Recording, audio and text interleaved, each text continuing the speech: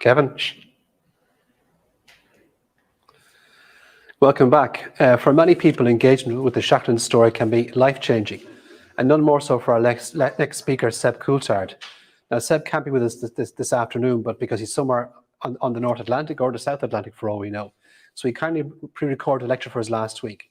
Seb is going to talk about his work on the recreation of an exact replica of the James Caird, the same boat that he travelled with Tim Jarvis's team on the epic expedition from Elephant Island, South Georgia, just over 7 or 8 years ago as well. And more importantly for the museum as well, this actual replica is going to come to feature in the new museum in about a year's time. So I'm going to introduce you to Seb Coulthard, talking about the James Caird. Hello, my name is Seb Coulthard, and thank you for joining me on this little presentation about the James Caird and recreating Shackleton's lifeboat. This is a pre-recorded presentation. I really wanted to join the virtual Shackleton gathering this year round, but unfortunately I'm on board a ship at the moment on my way to the Antarctic. So yeah, we decided we'd put this together in anticipation of what is going to happen in future with regards to a replica boat I built, and some of the dealings that we've been having with the museum as to her future and where she may end up very, very soon. So I think some of you know me. Maybe a small gathering of folks who are watching this. You've known me from previous meetings. Those of you who don't, let me introduce myself properly. I will show you some pictures. Here we go. So who's Seb Coulthard? Who the hell am I? I am a retired Royal Navy engineer. I served in the forces, the British forces, for 15 years as an aeronautical engineer. That's me on the left-hand side wearing the snazzy sunglasses, and I had a great time in the armed forces. Did my little bit on board various warships. This one was my favorite, HMS Manchester, a Type 42 destroyer, and one of her main duties when she was still afloat, she's now cutlery, she was scrapped not so long ago, but back in the day when she was afloat, we used to do a lot of patrols of the Falkland Islands and South Georgia. So of course those are locations which Sir Ernest Shackleton had spent a little time in his dealings in that part of the world.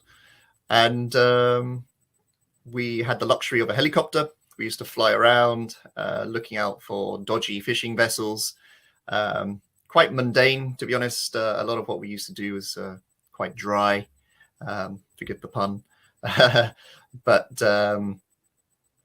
during these periods of flying, I used to read quite a lot. And in 2009, my mother-in-law, she sent me a book on Sir Ernest Shackleton. It was titled South. It was the account of the Endurance expedition. Now, those of you who know me, I can't put my hand on heart and say I was inspired as a little boy to read about Shackleton. He actually came quite late into my life. So as I said, it was 2009 when I first read about him. I knew about him in the past, but I really got into this particular book. And by the time I finished, I was quite blown away by the accomplishments of not just Sir Ernest, but the shipmates who shared in his incredible expedition. And I was very fortunate on one of these patrols to visit South Georgia, and using that same helicopter, we flew across the islands from place to place. The scenery is absolutely spellbinding, and eventually, as the ship maneuvered its way around the island, we found ourselves in Grytvik, and where I personally found myself face to face with this incredible story, almost jumping out of the pages into real life. And the one part of the story of the Endurance expedition that really stood out for me was the voyage of the James Caird, and how 6 men crossed the Southern Ocean, the same ocean in which I was at the time sailing in aboard a very powerful warship. And there were times when, I'll be honest, it was rather frightening. We had some quite big seas down there, and even a powerful warship can be quickly overwhelmed by the power of the ocean down there. So to think of 6 men at the edge of what was humanly and physically possible in a wooden lifeboat was really quite a feat of endurance, survival, and frankly, it was a very humbling experience to land on South Georgia and share in an episode in history which inspired so many people in the armed forces at the time. You bear in mind this was 1916, and the First World War was still in full swing, and these stories of heroism served as a little bit of a light at a time when things were quite dark in Europe. So when I returned to England, I very quickly found myself looking for the opportunity to go on an expedition to the Antarctic. And amazingly, I never thought I would return to South Georgia aboard a replica of the James Caird. And in 2013, I joined a team of 14 film producers, photographers, professional sealers, professional sailors, mountaineers, and we put together an expedition. It actually took us 4 years to plan this particular expedition aboard the vessel you see there. That's the Alexandra Shackleton. So she was an inch accurate replica of the James Caird, built with a lot of care and attention. And my job as part of this team was to project manage that build. When I got involved, basically the boat was a blank canvas, and I was asked to turn it into Shackleton's boat. And the expedition was led by Tim Jarvis. He's a very accomplished polar explorer, environmental scientist, and we had some top people on this team. Amazingly, we were able to piece it together, and we found ourselves in Elephant Island. We set sail from Elephant Island round about, this was sort of end of January 2013, and 12 days later, we arrived by the skin of our teeth on the island of South Georgia. And we navigated the same way Worsley navigated, using a sextant and charts and compass. We ate the same starvation rations. We ate pemmican, and we drank warm milk with sugar. Very difficult to hold down in a big sea state. And we wore the same clothing. You can see some of the lads there jumping off the boat at Peggotty Bluff, wearing the Burberry gabardine alters and the woolly hats and the woolly gloves. And frankly, the clothing is terrible. But at the time, that was the most sophisticated outdoor clothing set you could buy. And that's me standing there on top of the boat at the very front, just keeping an eye on the lads as we came into land. And it was amazing. It was an incredible experience, and it made an already humbling experience feel even more so. And when the whole thing was turned into a documentary and broadcast worldwide by Discovery Channel and PBS, so many people asked me afterwards, what are you going to do next? And I really didn't have a clue. I wasn't sure what to do. I thought about reenacting the voyage of William Bligh across the Pacific aboard another replica boat, using very similar sort of period 18th century clothing, but another team beat me to it. So yeah, as time went by, our original team of reenactors and filmmakers, we all went our separate ways, having paid our respects to the boss at Grytviken, and that's his grave there at the Whalers Cemetery. And I became very close friends with Alexandra Shackleton, and we were discussing one day, what could be done next, and all sorts of ideas came to mind. And whilst I was trying to find my direction as to the next big expedition, I actually retired from the Royal Navy. I called it a day. I decided that a life of adventure was for me, a life of travel, and particularly to the polar region. So I joined a company that operates a tourism expedition ship, and off we went. I literally finished with the Navy on a Friday, and I began working on an expedition ship bound for the Antarctic on the Monday. And there I was, plowing my way through the Southern Ocean again, and very quickly found myself back in the same old ground that had become recently familiar to me. So that's the whaling station at Grytviken with my ship, the Hebridean Sky, at anchor. And this is a fairly well-known location. If you have researched the Endurance, the story of Shackleton's second expedition, there are some quite famous photographs taken at this location, looking down upon King Edward Cove there.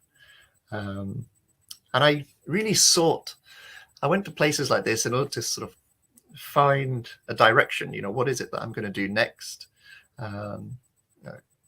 career-wise? So I set up a company, and we were guiding people across South Georgia. I've guided people in the Antarctic.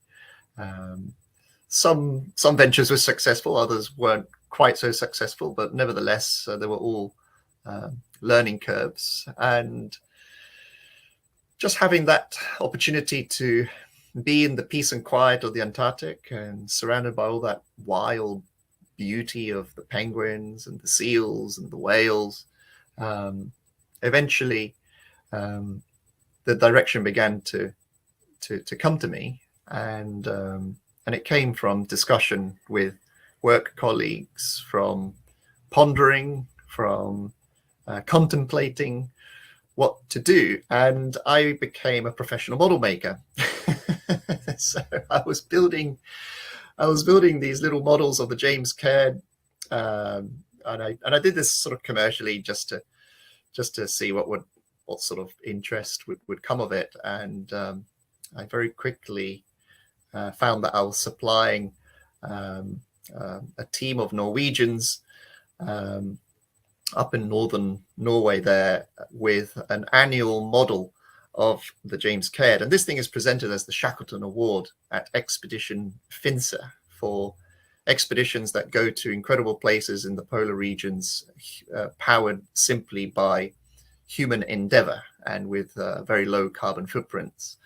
And then at one of these events, somebody said, would you consider building another replica boat? What happened to the first one? And the Alexandra Shackleton, the original boat we used with Tim Jarvis in that expedition, she ended up traveling around the world, and she's now in New Zealand, and she's going to become a permanent exhibit over there, and that's a whole other story.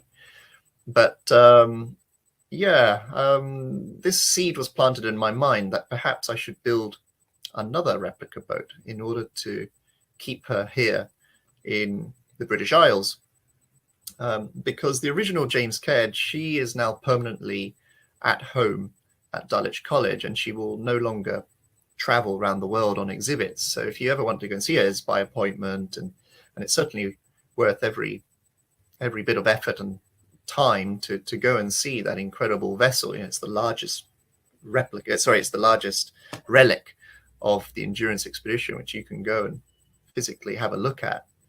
So I decided I would build another boat, and in order to do so, I used a lot of my original research material from Shackleton Epic Expedition, and I went deep into the archives of the Scott Polar Research Institute, the Royal Geographical Society.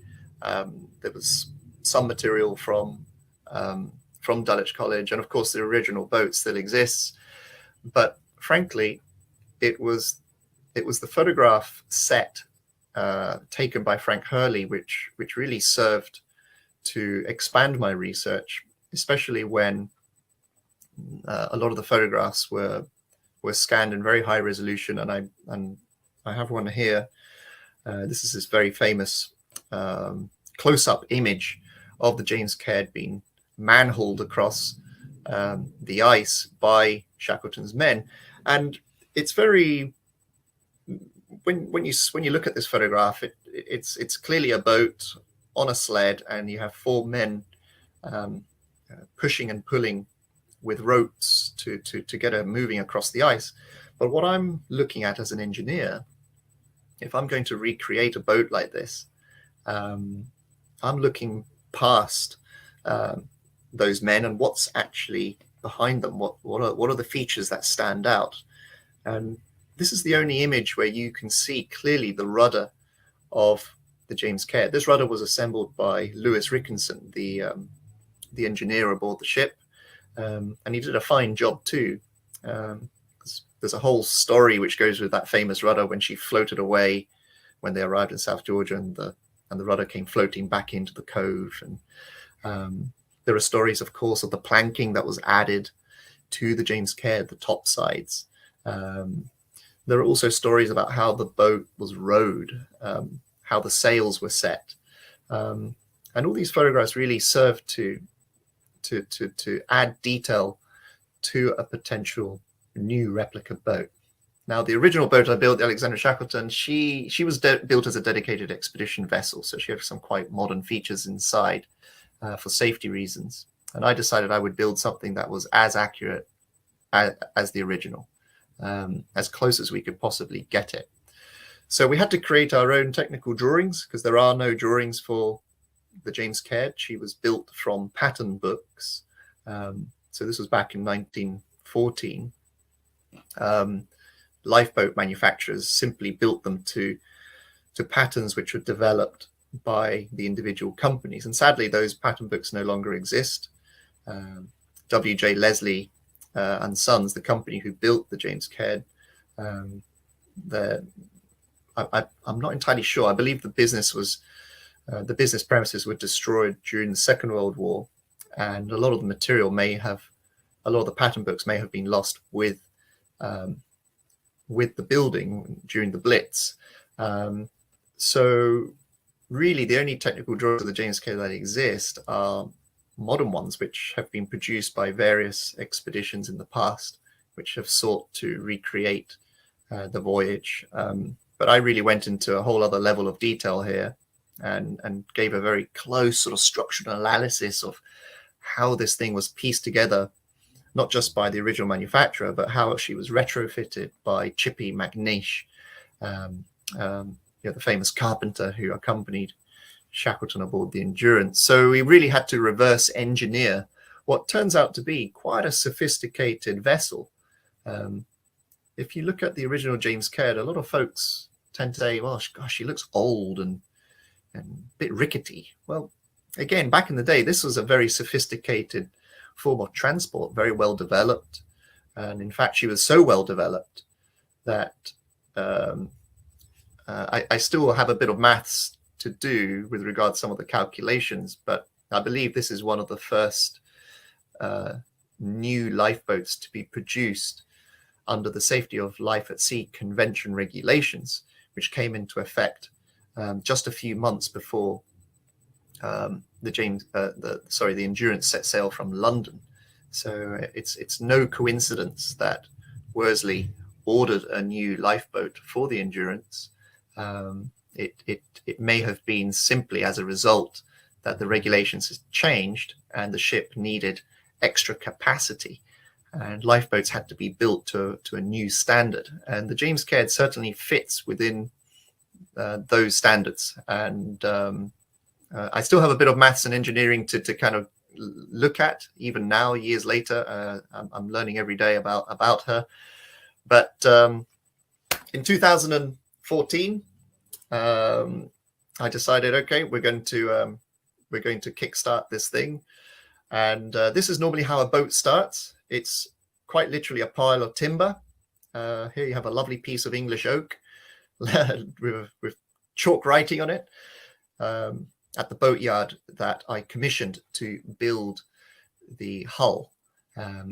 We went to the International Boat Building Training College in Lowestoft to build her, where apprentices are taught the art of building boats in the classic style, classic British style.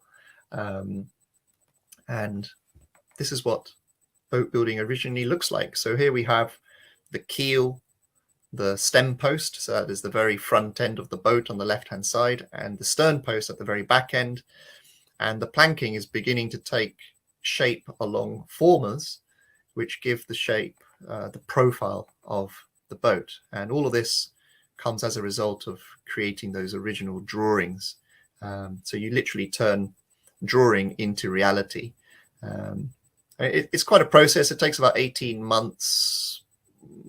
Yeah, it takes about 16 to 18 months to build a 23-foot long wooden lifeboat. And bear in mind, this was also done by apprentices. So, they take their time and they're learning and they make mistakes. And just like an original boat builder would have done a century ago. A lot of boat builders would have hired apprentices to get some of the work done. And that's certainly what we wanted to do and be in keeping with the authenticity of the build. And gradually, as the planks are added onto the keel and onto the posts, various ribs are then added to give her strength. And we used the same materials as the original. So this is a keel of oak. The posts are made of oak as well. The outer planking is made of this is Baltic pine. There is also a little bit of larch in there, and the ribs are made of elm, which is very easy to steam, bend into the correct curvature to give the boat its shape.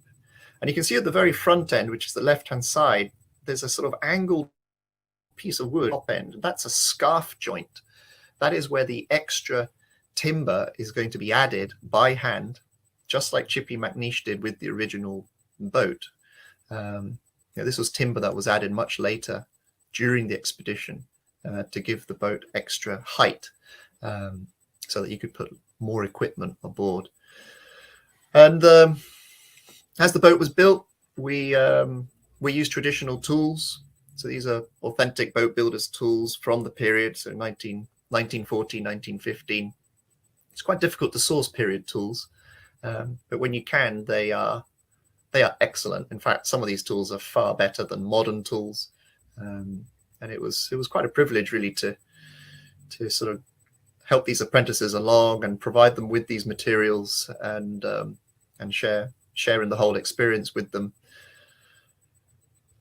And gradually, the skeleton of the ship begins to take shape. And this is the inside of the boat here, looking aft, looking towards the stern. And there's this, what you see there right in the middle is a thwart. It's a plank of wood which goes across the boat from one side to the other. And it has these supports on either side called the knees.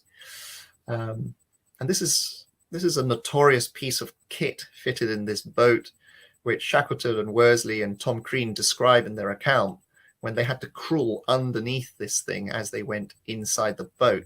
And they're crawling on top of the ballast, all of the rocks, which they said impinged on muscle and bone. You can almost imagine people squatting down and going underneath that thing. Now, just to give you an idea of dimensions, there is a mallet at the very back end of the boat there, sat on the other thwart, the stern thwart. And that just gives you scale. So from the keel, the very bottom of the boat, to the deck head, the very top end, it's about 4.5 feet. So not much room to move around, especially when you have 6 people in there and a whole load of equipment.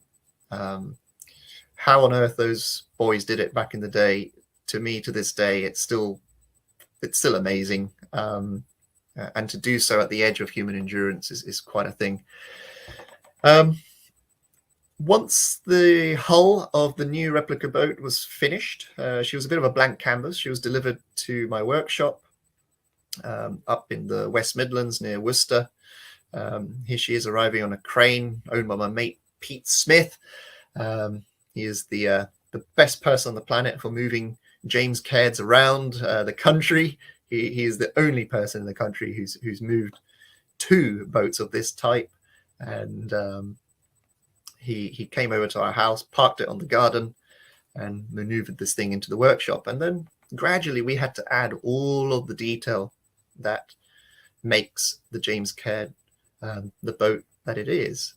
And we're very fortunate in that, thanks to Worsley's photographs, we know what equipment was fitted to the boat. And from Worsley's description in his account of Shackleton's boat journey, we know how the boat functioned in terms of its sailing.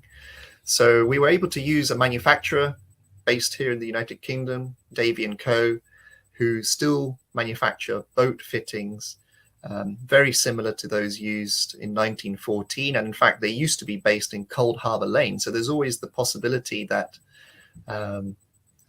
W.J. Leslie, the original manufacturer of the James Caird, they may have sourced boat hardware from Davy & Co. They shared the same dockyard. So who knows? We don't really know. It's very circumstantial, but we really went that extra mile to make sure that we sourced all our bits in England.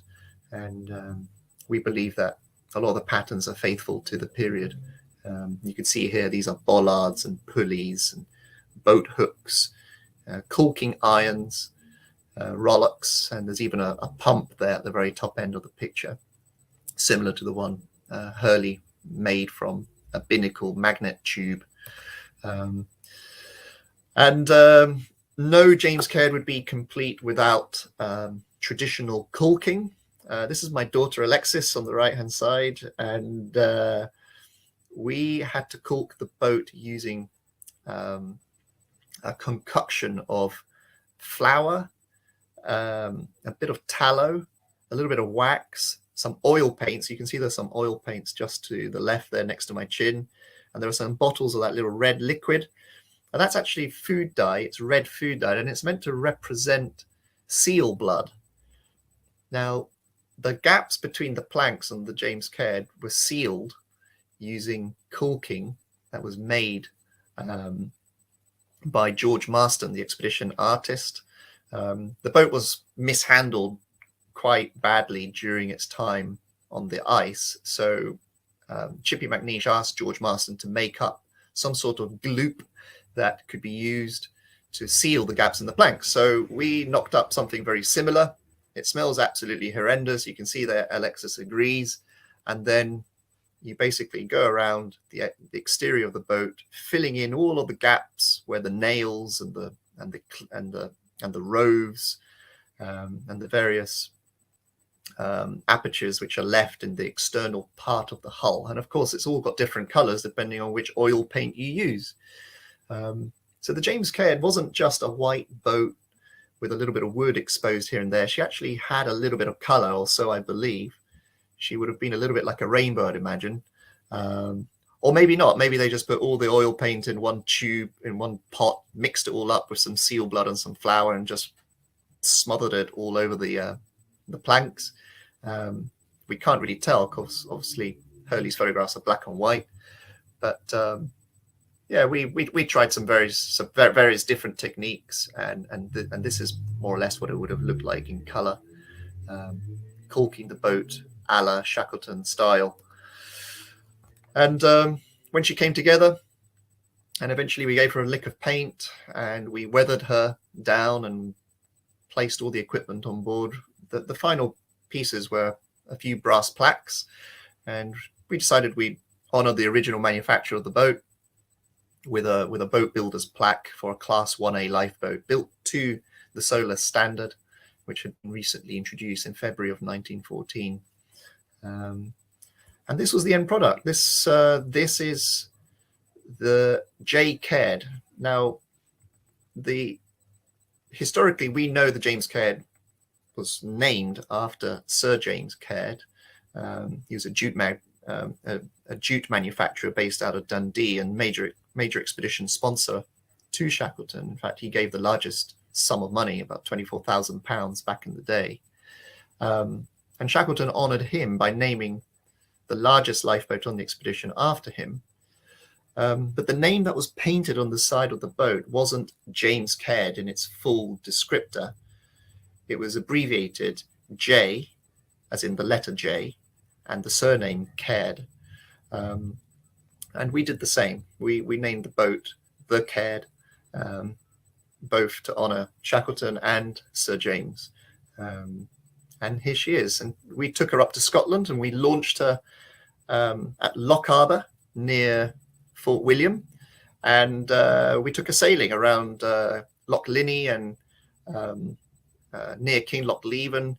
And I can tell you, she performed absolutely appallingly, just as the original James Caird would have done, because she had no keel. And it takes 6 very experienced sailors to move this boat around, to get to know how the sails work and how the tackle that operates the various rigging works. It's a bit of a handful, to be honest with you. She's quite a difficult boat to sail, but nevertheless, she's absolutely amazing in every regard, right down to the little details. We also put this other plaque on the boat.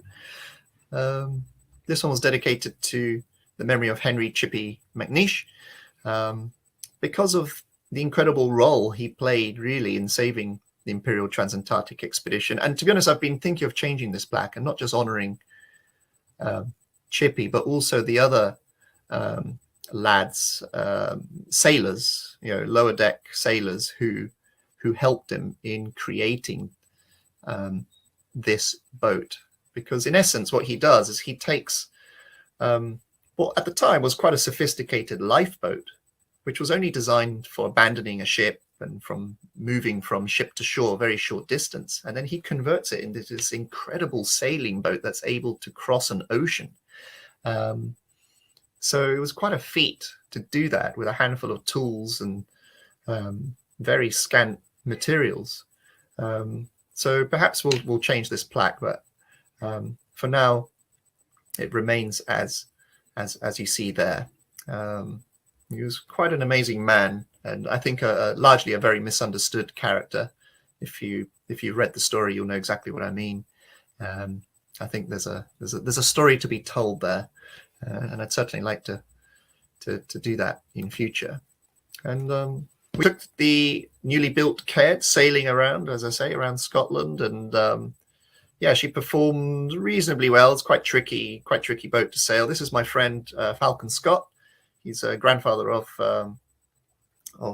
Captain Scott, and we worked together as polar guides in the Antarctic, and we took a sailing, and even between us, we found it tricky, and we're pretty good boat handlers, but you certainly need to know your way around a boat to get the most out of a vessel like this.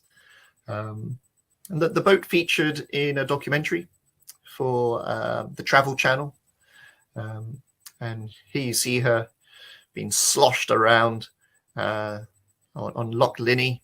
We had a camera crew on board who got thrown around a little bit, and they felt seasick almost immediately. But we had a great time, and the boat really does perform just as you would expect. If you read Worsley's account of the boat journey, if you go down below, you can almost imagine what it was like crossing the Southern Ocean. And after our time in Scotland, so that was around 2017, 2018, we brought her back down to the West Midlands, where she actually remained in storage for about a year. And I carried on learning a little bit about her construction, adding a little bit more detail, and weathering her down a little bit more. And then just as the pandemic hit us, we made arrangements to send her to London to a shop near Sloane Square. Here she is again on Pete Smith's truck, being delivered to the Shackleton shop on the King's Road. And we installed her through a very, very narrow entrance and she looked absolutely superb. And then London shut down on us, which was a real pity, because the boat was on full display in all her glory, with all of the equipment you see there and more. We had a mannequin dressed up in the outfit which I wore during my expedition in 2013, and we had sextants, binoculars, compass, all of the charts. We had Frank, an absolute period correct camera, that similar type used by Hurley, and all of this equipment accompanies the new Caird replica wherever she goes. She is not just inch accurate, but she is as period correct as we can get it. Given as well, you have to take into account as well that it's very difficult to source period materials for this kind of thing, and every day we continue to add something else or learn something new about her. She's an encyclopedic document, a piece of experimental archaeology that has really helped us get to know Shackleton's boat journey in a lot more detail. And I'm writing a book about it. It's taken me a long time, but at some point it will be published soon. And there she is at the Shackleton shop. So this was taken just last year. You can see her installed there inside, and she looked absolutely superb. Unfortunately, the doors were only open for a short period, and then we had to go back and remove her and bring her home last winter. And she's been in my care since. And future plans are to send her to Ireland, to a certain museum which has been developed a little bit further. So watch this space, and we will see what ends up as part of the collection of that museum. So we very much look forward to going to Ireland and bringing this amazing vessel with us, and perhaps she may even stay behind. Who knows? Watch this space. So it's been a pleasure, but I look forward to meeting you all at some point in the future, and perhaps I can share in the boat with and take you back in time, because this is the closest you get to a time machine, and being in the company of men like Shackleton, or certainly stepping aboard a vessel that would have been very, very similar to the surroundings that he was certainly familiar with. So yeah, thank you very much, and I look forward to perhaps crossing paths with you at some point in the future. It's really enjoyable when you get a lecturer who's brimful of passion for his subject, and it's very exciting to be able to tell people here today that that boat will find its permanent and final home here in the new revamped museum in the next year or two as well. So before we go into our next presentation, just to remind you, don't keep refreshing your browser so you don't miss the next lecture. The last lecture of the day will be by both Isabel Williams and John Dudney about Clement Markhams, who was a crucial figure in the heroic age of polar exploration, who Kevin will introduce shortly.